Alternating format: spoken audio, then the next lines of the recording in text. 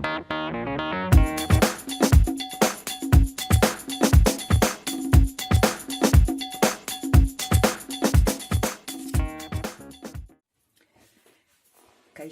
ariketa honetan jarraitzen dugu aurreko beste ariketa batekin, 7. ariketarekin, nun ematen zizkiguten datuak ziren amplitudea, 2 aldiz amplitudea zela 12 zentimetro, gogoratu hortik ondorioztatu genuela amplitudea zela 0,06 metro, ematen ziguten maiztasuna, eta orain galdera da zein den abiadura, Beko puntutik 2 zentimetrotara dagoenean. Berriz ere ez digute esaten goruntz edo beruntz doan. Orduan, badakizue posible dela positiboa edo negatiboa izatea.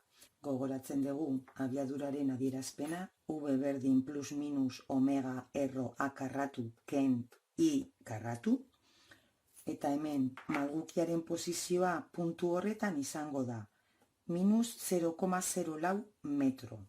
Adierazpen honetarako amplitudea ezagutzen dugu, posizioa ezagutzen dugu eta faltatzen zaiguna da omega. Omega, maiztasunarekin lotuta dagoenez, bi pi bider nun, izango litzateke pi zati bi. Ordezkatzen dugu, emaitza da, ordezkatuta amplitudea, omega, amplitudea eta posizioa, lortzen dugun datua dela plus minus 0,07 metro segunduko. Eta ez da kasualitatea dela goiko puntutik 2 zentimetrotara dagoenaren berdina.